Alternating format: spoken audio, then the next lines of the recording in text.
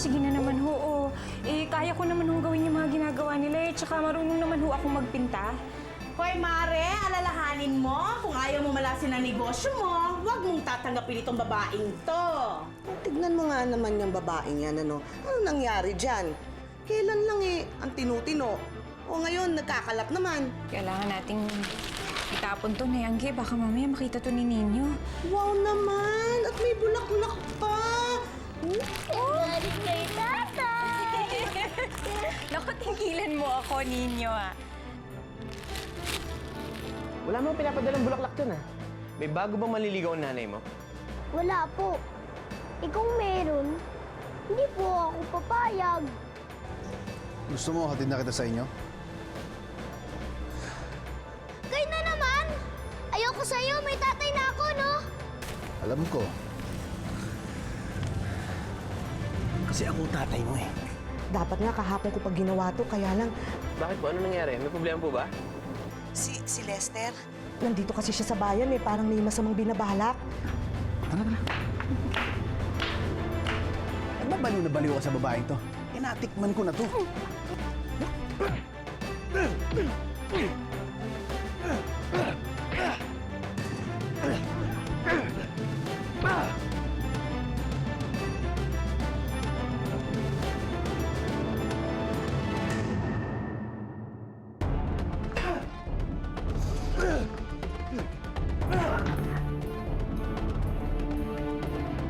Sige, Lester!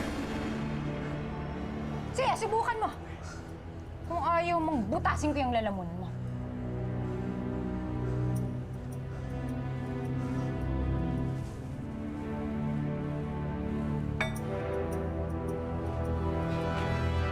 Hindi pa tayo tapos.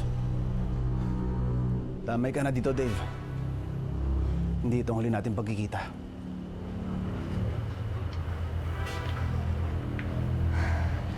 Ayan na. Tara. Tara, tara.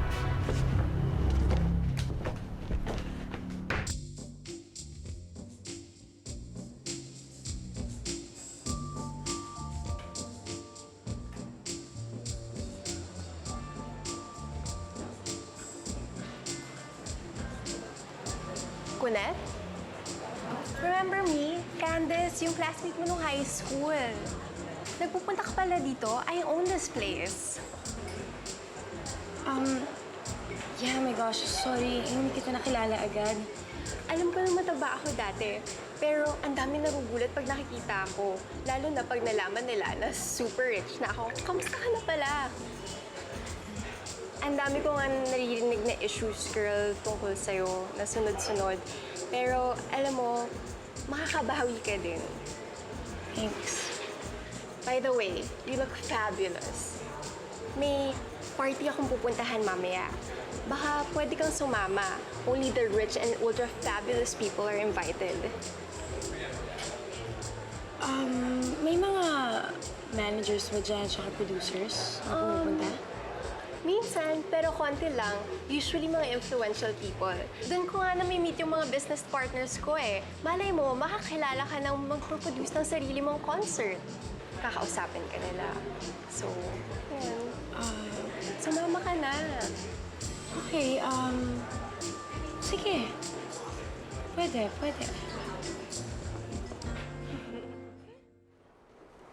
Dapat sinabi niyo sa akin agad ang panggugulo ng lalaki yan. Sa ganun, nailayo kayo agad. Mas malaking gulong papasukin natin kung magsasama-sama tayo. Hindi naman ang makakapayag na basta iwan na lang kayo. Tay, Nay, huwag na po kayo magtalo. Oo nga naman. Sa oras na ganito, dapat solid kayo. Sino po pa kasing Lester na yun? Bakit po na sinabi na siya daw po yung tatay ko? Anak,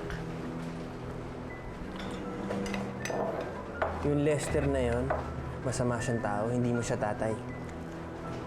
Kaya niya ginugulo. Dahil pinakulong ko sila dati. Kaya ngayon gusto nilang bumawi, pero huwag kang mag-alala. Walang mangyayaring masama sa'yo. Mamamatay muna ako bago may mangyari na masama sa'yo. Naiintindihan mo, anak? Huwag ka naman magsalita ng ganyan. Hindi, seryoso ako eh. Mabuti pa maghanda na kayo. Impake niyo yung mga gamit niyo. Pupunta lang ako sa presinto. Magpapablatter ako. Pagbalik ko dito, sasama ko kayo. Tapos ililipat ko kayo sa mas ligtas na lugar. Pati si Nanay Angge kasama. Dave, mag-iingat ka, ha?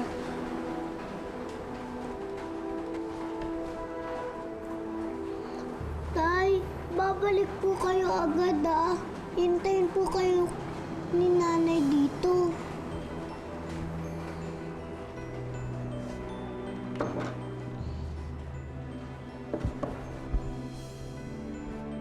Huwag kang mag-alala.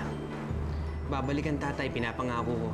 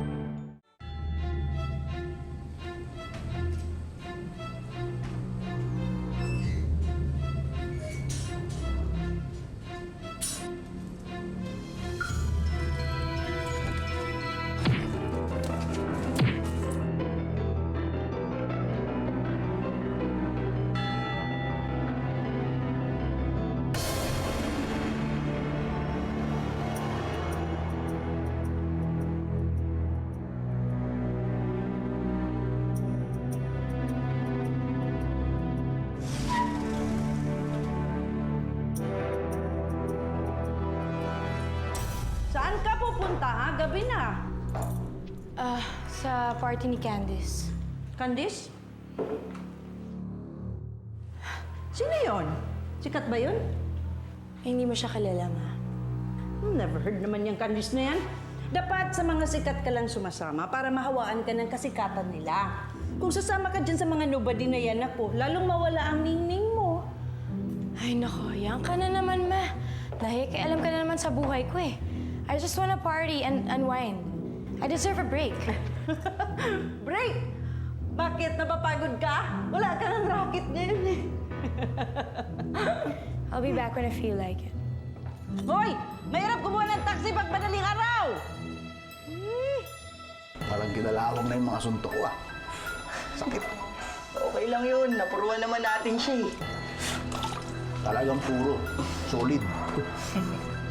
Salamat ah. Mapalobo dito sa labas, maaasahan ka. Wala yun. Ang laki kaya na utang na loob ko sa'yo. Ilang beses mo iniligtas ang buhay ko sa loob. Kaya kahit anong ipagawa mo sa akin, gagawin ko. Hindi ka nagbago. Sip-sip ka talaga. Siyempre, sino pa ba naman na magtutulungan dito sa labas? Hindi tayo rin magkakakosa. At isa pa, wala naman tayong pamilyang uuwian dito eh. Anong gagawin natin sa susunod? Pahinga muna tayo. Magpalamig. Padamahin muna natin sila. Teka, pero mas mahina na sila ngayon. Wala na si Dave. Mas madali mo na sila mapaglalaroan. Wala na magtatanggol sa kanila. Kaya nga, wala na silang tagapagtanggol. Kaya walang dahilan magmadali tayo. Kaya anong isipin nilang ligtas sila. Kumbaga sa laro, panalo na tayo. Diba? Sige, ako muna.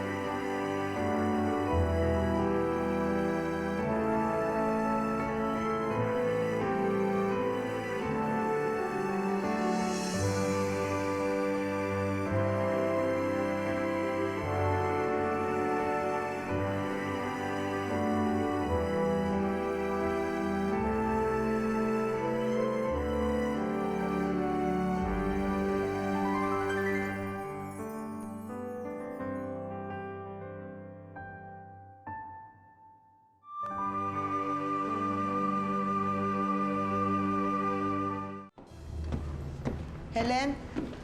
Helen, galing na ako sa mga tanod. Nakausap ko na sila. O, ipagtatanggol daw nila tayo kay Lester. Okay. Oh, bakit ganyan ka? Iniisip mo na naman kung bakit hindi nakarating si Dave. Ay, naku, Nay. Pagod na ako mag-isip. Kung ano man yung dahilan niya kung bakit hindi siya pumunta dito, bahala na siya. Ang iniisip ko lang ngayon, ang importante sa akin, paano tayo makakaalis dito. Para siguradong hindi na tayo guguluhin ng Lester na yun. Eh di ba, ang unang plano naman talaga ay kasama si Dave. O ngayon, kung hindi siya makakarating, edi tayo ang gumawa ng paraan para makaalis tayo dito. Teka, ha? Siguro, tatawagan ko yung pinsan ko sa Maynila kasi alam ko may mga apartment yun na paupahan eh. Baka may bakante. Sandali, ha?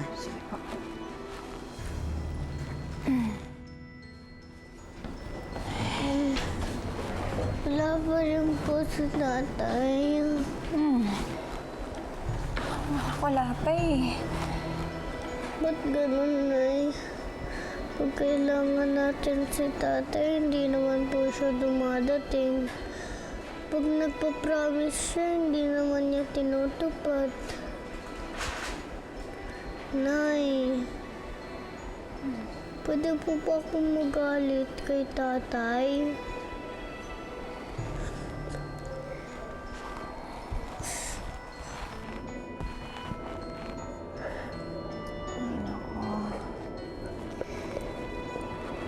Okay lang naman magalit, anak eh. Basta wag susobra, ha? Huwag masyado. Alam mo, hindi naman natin alam yung tunay na dahilan kung bakit hanggang ngayon wala pa rin siya. Pero, nagpapaliwanag naman siya, di ba? Opo. Wala na tayong ibang magagawa kundi mag-intay. Katulad nung dati.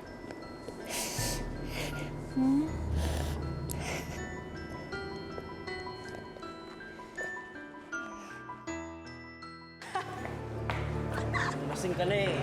Uwi na muna kita. Tara. Tara na. Ayoko pong umalis, Borge. I'm still having fun. Tara na. Ano ka ba?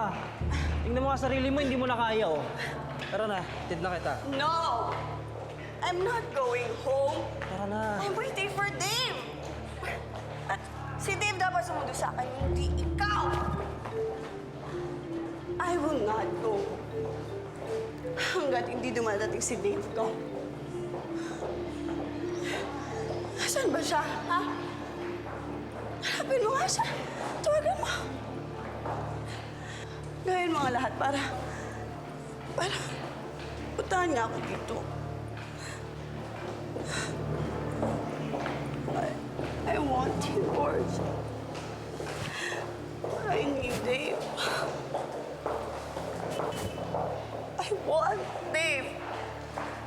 Nasaan ba siya, ha? Nasaan ba si Dave? Hindi ko rin talaga alam, Bianca eh. Pati nga yung mga tawag ko, hindi niya sinasagot eh.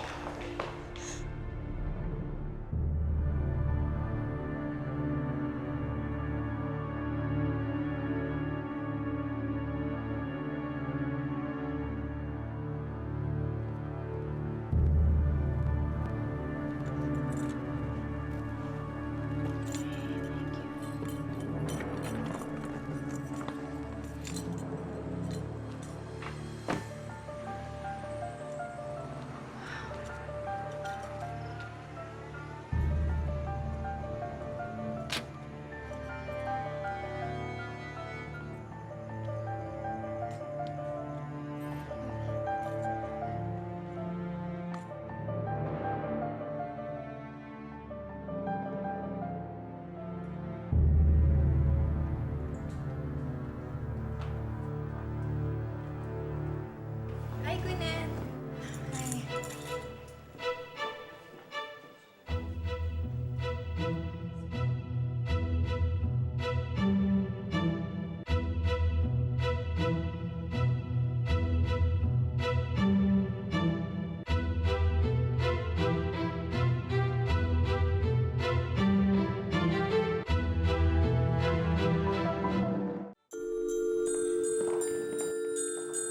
Hindi ka na makakaulit-ulit sa akin.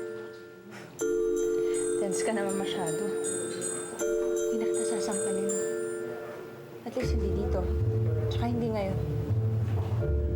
Please stay away from me. Baka isipin ng mga tao na magkakilala tayo. Hindi kita ka-level. Hindi ba? Eh, pareho lang tayo ng dahilan kung bakit tayo nandito, diba? Ah, hindi kita maintindihan. I'm just here to party. Party mo, mukha mo. Gilan mo nga ako, Gwyneth, ah. Palubog na yung karin mo, kaya ito lang ginagawa mo ngayon. Ang mamigwit ng mayamang lalaking susustento sa'yo. Wow. Excuse me, I'm not that kind of girl. Gwyneth, Oh, hi. I'm so glad you came. Yeah. Peter, I'd like you to meet someone. Peter, this is Gwyneth. Gwyneth, this is Peter. Hi. I know you. Singer ka, di ba? Yes, yes, I am. Pareho pala kayo ng hilig eh. So, paano iwan ko muna kayo? Sige. Okay. You know what? I compose song as a hobby. Baka gusto mong marinig yung mga komposisyon ko. Sure, why not? So, can we go somewhere so we can talk? You know. Okay. Let's go. Okay. Yeah.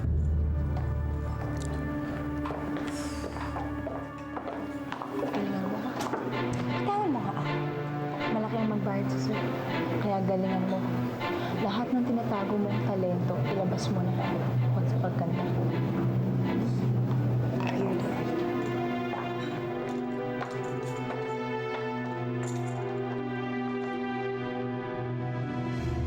Pagbalik ko dito, sasama ko kayo. Tapos ililipat ko kayo sa mas ligtas na lugar. Gagawin ko ang lahat para maayos to. Kung kinakailangan kong tumira dito, makasama lang kita at si Ninyo. Gagawin ko. Andito na ako para bantayan kayo. Hindi ko na kayo papabayaan.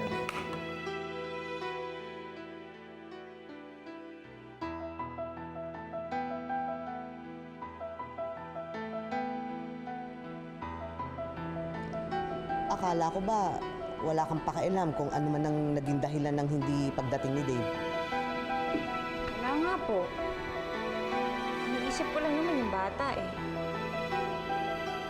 Beses niya nang binitin yung anak ko. Hindi naman manhid si Ninyo, Nay. Ilang beses siya nang binigo sa pangakong hindi niya naman tinutupad. Siyempre, ayoko namang magalit siya sa tatay niya. Pero hindi ko naman kayang pigilin kung ano yung nararamdaman ng bata. Eh, sinubukan mo naman tawagan si Dave. Ano po, tinawagan ko na ilang beses na pero hindi naman siya sumasagot. Anong ibig sabihin nun? Eh, baka naiwan o nawala ang cellphone niya. Alam niyo, Nay, marami namang paraan para makontak niya ako eh. Kung gusto niyo talaga akong abisuhan, eh kayo pwede niya kayong tawagan. O kaya kung nawawala man yung cellphone niya, eh di bumili siya ng bago.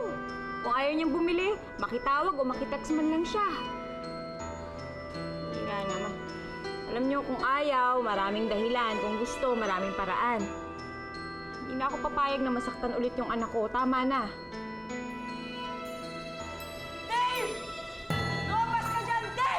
Tama na.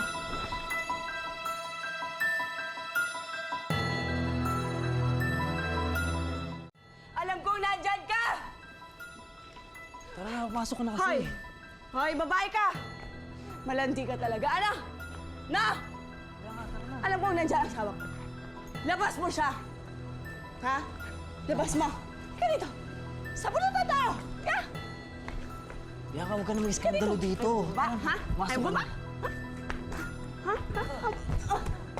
Tara na, tara na. Yan! Huwag kang may iskandalo dito, tara.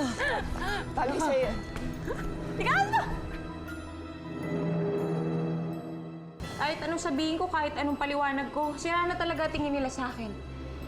Wala na talaga akong choice na eh. Kailangan ko na talaga sigurong umalis. Kailan kayo aalis? Pag nabenta na tong bahay ni Lulagi, sa Manila na kami titira. Paano na yan, Helen? Ha? Hawak ni Lester si Dave. Na hindi tayo pwede magsumbong sa mga polis. Baka mamaya lalong mapahamak si Dave. Eh, ang tanong, buhay pa ba si Dave? Bakit, Nay? Hinintay mo pa na mabastos ka bago ka natauhan. Huwag kang kabahan, Gwyneth. Ma, paano kung napatay ko siya? Nasabik ako nung marinig ko boses mo sa telepono eh.